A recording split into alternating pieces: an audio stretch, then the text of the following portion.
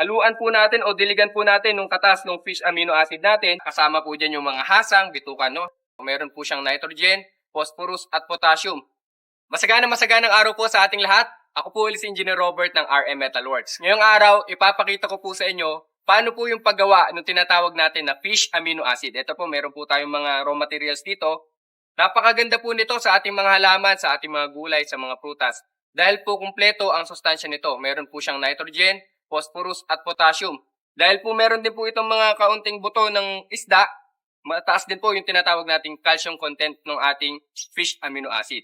Ngayon po, para po makagawa tayo ng ating fish amino acid, ang una po natin kailangan, syempre, isda. Ito po, umikot po tayo kanina sa palengke, dito sa bayan ng Talavera, at nanghingi po tayo ng mga bitukan ng isda. Kasama po dyan yung mga hasang, bitukan, no? Libre lang yan, na basura lang po yan sa mga palengke natin yan, kaya nahihingi po natin yan. Meron din po tayo ditong brown sugar po, pwede po yan. Dahil po naubusan tayo nung tinatawag natin na molasses. Kung wala po tayong molasses, pwede din po ang brown sugar. Kailangan din po natin ng Manila paper, yan, pentel pen, at ng ating tape. Ngayon po, sa paghahalo po nito, kailangan po pantay, no? Kung ito po, yung isda po natin, o yung bitukan ng isda po natin ay 1.5 kg, kailangan din po natin ng 1.5 kg na asukal. Yan po ang tatandaan ninyo, sa paggawa po ng fish amino acid, 1:1. Kung gaano po karami o kung gaano kabigat yung ating isda na gagamitin, ganon din po karami yung ilalagay nating molasses o brown sugar. Ngayon po, pwede na po natin yung paghaluin. Ito po yung ating lalagyan. Tinimbang na po natin to, 1.5 kilo. At yung ating brown sugar na 1.5 kilo. Pagka po nahalo na natin ito, gamit po yung ating sandok, pwede po nating mas i-mix pa para talaga mabalutan. Kung yung mga parts po ba ng isda ay mas mabalutan pa ng ating sugar.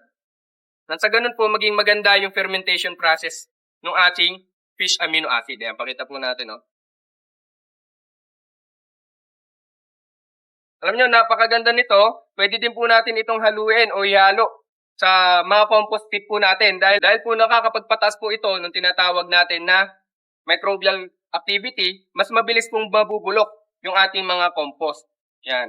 Kaya po kung meron po kayo, yung mga viewers natin dyan na interested po mag-avail ng ating mga shredder para makapagsimula ng kanilang organic farming. Ito po ang saktong-saktong katandem niya, no? Yung mga dinurog po natin ng mga dahon, mga sanga, mga damo. Haluan po natin o diligan po natin ng katas ng fish amino acid natin. Nang sa ganon, mas maging mabilis po yung pag-decompose po ng ating mga basura.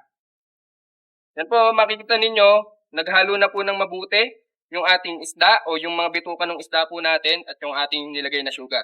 Haluin ko lang po ng maigi para mas matunaw pa yung asukal natin. Yan. Sa mga susunod po natin mga video, magkakaroon pa po tayo ng tutorial kung paano naman po ito gagamitin. Bali ito, i-stock po muna natin ng 2 linggo hanggang sa 1 buwan. At next month, papakita ko po sa inyo kung paano po ito ginagamit. Now, napakatipid lang po nito. No, 200 ml lang po, marami ka nang madidiligan ng mga halaman, madami ka nang madidiligan ng mga compost. Yan po, makita ninyo, okay na, no? Nahalo na ng mabuti yung ating mixture, yung ating atukal at yung ating isda. Pwede na po natin itong takpan gamit yung ating Manila paper. So, bakit po Manila paper? Para po nakakahinga, kumbaga, yung ating mixture. Punit lang po ako ng konti para po mapunatan yung ating gilid. Nang sa ganon, talagang malinis, no? Nasan lang po natin yung paligid ng ating ating container.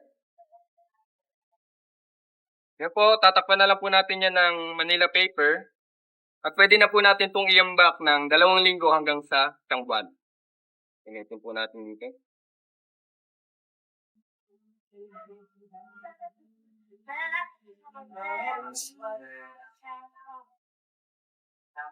Ito po, pwede po natin itong itago sa dry and cool area, kumbaga.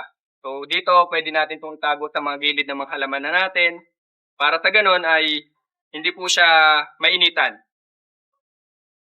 Tapan lang po natin yun ng konti. Hindi po dapat completely sealed yung ating fish amino acid kailangan po nakakapasok ng konti yung hangin. Yan. So tatakpan lang po natin to ng papel para po sa ganon, hindi naman po siya papasukin ng mga langaw. Yan. Tanggalin po muna natin yung candle. So, paikutan lang po natin. O kaya yung mga viewers po natin dyan na interested pong matuto ng organic farming, nandito po ang RM Metalworks. Magkakaroon po tayo ng napakaraming mga tutorials sa iba't ibang pamamaraan o mga techniques na pwede po natin gamitin sa ating organic farm.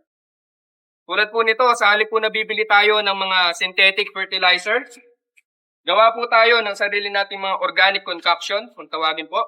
Nang sa ganon, makakatipid po tayo sa ating mga pataba at masisigurado natin na talagang 100% organic ang ating mga pananim o ang ating mga farm.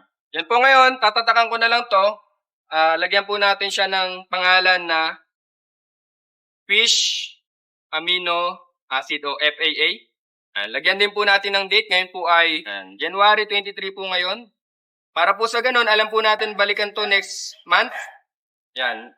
By February po, babalikan po natin to. Papakita ko po sa inyo ano yung magiging kalalabasan nito. No? Ididelete po natin to sa mga compost at sa ating mga halaman.